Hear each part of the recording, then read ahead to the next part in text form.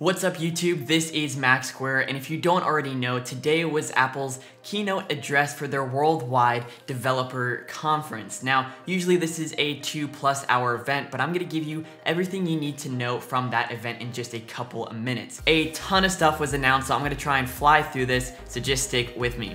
They started off the keynote with a couple of stats. They announced that they have over 20 million developers worldwide. The App Store will be turning 10 next month, and it is the largest app marketplace. They also said they have over 500 million weekly visitors with over $100 billion earned by developers, and 250,000 of those apps were made using Swift. So because this is the developer conference, it was highly software oriented. No hardware was announced or even unveiled or talked about. So this is entirely software for their main 4 platforms, which is iOS, watchOS, tvOS, and macOS. So kicking it off with iOS 12, the next software for iPhones and iPads, they gave a really cool look at augmented reality.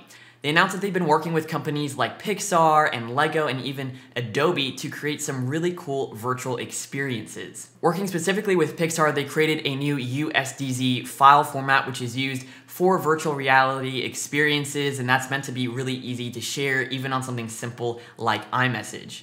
Now what was really cool is they announced a new app called Measure, which is supposed to allow you to simply hold up the camera on your iPhone or iPad and just start tracing over a real object. So if you had a briefcase, like in the example that Craig Federighi shows, it literally just highlights the object and tells you how wide and how long that specific area is. Now, keep in mind, this is not just to scale down to the iPhone, it is actually giving you real units. So it shows that this briefcase is 23, 24 inches long and this many inches wide, and that is just freaking awesome. Lego even had a couple minutes to show off their new story mode and interactive VR app, and it looks pretty cool. We don't have an exact date, but they just said it's gonna be coming to the App Store pretty soon. Now moving on to what Apple calls updates, which are basically just updates for their apps. They have a couple of new improvements for the For You tab in the Photos app.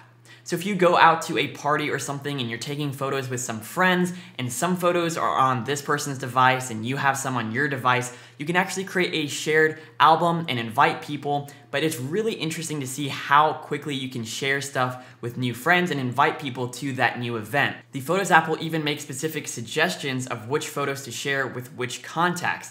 We don't know exactly how this works, but I'm assuming this is kind of working off face detection. So if it can kind of detect a face in a photo, it might suggest that you share that photo with the contact that it thinks is in that photo. But what's really cool about this is that if you're sharing these photos, it is actually sharing the full res file. It's not compressing it or anything like that, so you're not gonna lose any quality in those shared albums. Siri shortcuts were unveiled, and this seems to work a lot like macOS's Automator. And so you can create a specific routine and you can tell Siri something simple like heading home, and then you could have your AC turn on, the fan turn on, and even send a text message to someone, maybe your spouse living at home. So you can really customize this as much as you want, so I'm really excited to see this new feature. There are a couple of updates to the new stock apps, the news apps, and iBooks is now renamed to Apple Books. But one of the best app dates is that Voice Memos is finally getting a revamped UI, and all of those voice messages are going to be synced over iCloud across all of your devices.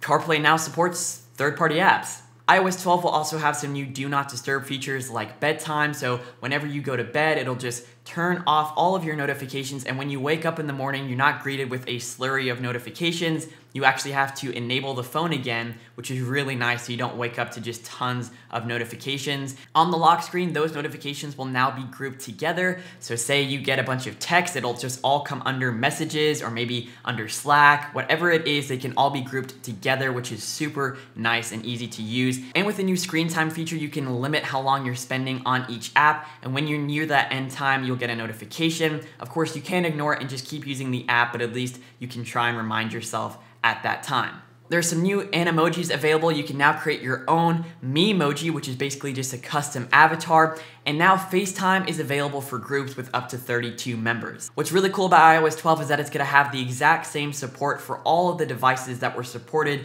under iOS 11. So if your device is currently working on iOS 11, you can upgrade and you're not gonna have any issues. Now, watchOS had just a couple of minor updates. Specifically, they unveiled a new walkie-talkie app, which is pretty self-explanatory. There's now automatic workout detection, so if you just start exercising, it'll figure out what you're doing and start logging that data. But also there's some presets for specific routines. So if you're swimming, doing yoga, or hiking, it'll know what to do. Podcast is now available on the watch, and in order to enable Siri, instead of saying, hey, you can now just raise your wrist and start talking. I'm interested to see how this will work. It might cause some issues, but we'll just have to wait and see. tvOS is offering free upgrades to 4K HDR versions of TV shows and movies, which is super nice. And they now have support for Dolby Atmos sound, which is awesome. They've also replaced their single sign-on process for tvOS with zero sign-on. So the way this will work is if you're on your TV provider's network, it'll just unlock all of those apps for you and you don't have to put in any specific codes or go to the internet and verify it from there. And one of my favorite features for tvOS is that we're getting info on the specific screensaver that is playing, and we're also getting some aerial wallpapers taken from space. And now for macOS, we are getting a brand new update called Mojave. This is named after the desert in California, of course. So starting off with the UI and features, we're now getting a dark mode for Mac. This is gonna be really nice for working late at night or just in low light environments. And what's really cool is that they've featured something called Dynamic Desktop, which will basically change the wallpaper over time to suit the daylight settings. The new update will make organizing your desktop way easier with desktop stacks. So it'll organize all of your files into specific categories on your desktop. So this can be presentations, movies, spreadsheets, whatever it may be.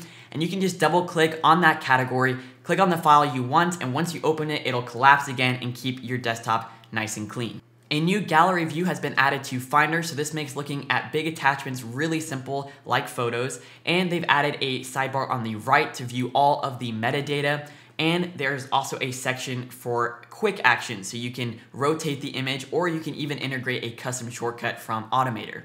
Craig Federighi also demoed some really cool advancements in continuity. So maybe if you want to scan an image directly into a keynote presentation, you could open up your phone and your Mac will detect that and you can scan it right into the document. You don't have to airdrop or email it to yourself or anything like that. It'll just be embedded right on that slide. Now in terms of updates for Mac, we're getting a News, Stocks, Voice Memos, and Home app for Mac. Again, the voice memos are going to be synced across all your devices so you can work in all of those files and recordings right on your Mac. So that's going to be really simple and easy to use. And the App Store for Mac is finally getting updated to match the iOS version. So now you can get all of those same cool featured apps and you can browse by categories. Plus, they've integrated a new rating system to make reviewing apps really easy. And what's really cool is we're seeing some brand new apps coming to the App Store like Microsoft 365, Adobe Creative Cloud, and Transmit, made by Panic. So I know that's a lot, but that is pretty much everything Apple talked about in the keynote. As of today, you can download the developer preview if you're part of the developer program.